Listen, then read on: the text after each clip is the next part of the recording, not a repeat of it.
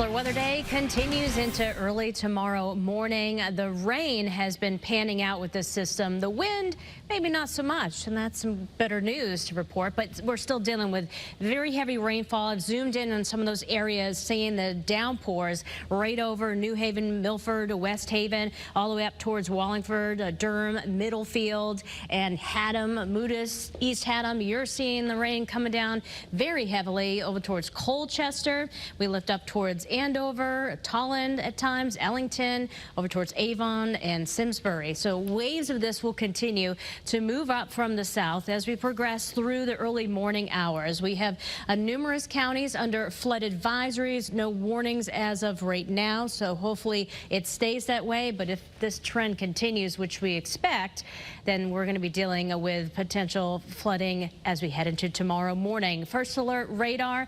This is Future Scan, an exclusive product to us, goes out 1 hour from now, and that same zone that's been hit all day with heavy rainfall, more is going to be going your way, tracking right over you through the next hour at least. Now, some of the more updated rainfall amounts we have in Haddam Neck, just over 2 inches.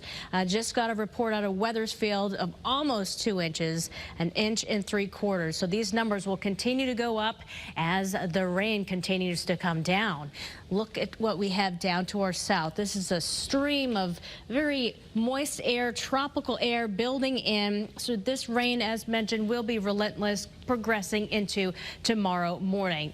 Updated information, so 2 to 4 inches, but locally higher. Of course, as we head into tomorrow morning, the heaviest is going to be definitely coming down across the eastern part of the state. So giving you that first alert to please check in with us early in the morning, because there could have been flooding that happens between now and the time you wake up. There could be tree limbs down, things like that, and we're going to be passing along all that type of information to help you get safe to your destination in the morning. Flood watch continues until 7 p.m. tomorrow, well, later today, and that is because we could also see river flooding developing with all this rain and the runoff. So heavy amounts of rain. There's midnight right now. There's 3 a.m. As mentioned, it just keeps coming at us. 5 o'clock in the morning, still a steady, moderate rain, even through 8 o'clock.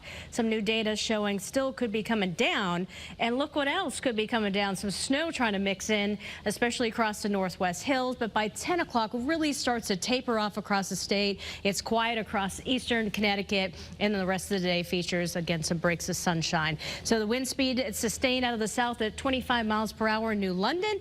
It's a balmy 59 degrees, but a gust up to 35 miles per hour. But this front is moving through, and once that front moves through, those stronger wind gusts will go away. I just don't think the wind advisory or the high wind warning will verify now. We'll take that as the plus going forward. So those stronger winds will be moving out, but it will turn breezy as we head throughout the daytime hours tomorrow. So do want to give you that first alert.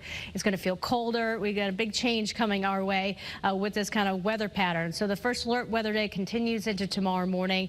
The biggest threat is going to be flooding, and those temperatures are falling off. Look at that, 42 Salisbury, 60 in Norwich. Yep, but we're going to see a cold day ahead and even some snow showers across the northwest hills.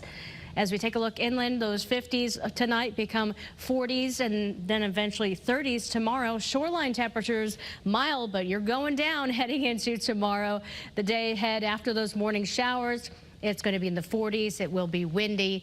Things get better after that. We're talking about the next 7 days. Much better weather, quiet all the way through next weekend. And those temperatures will be up and down a few of the days, but not bad compared to this weather we're dealing with tonight.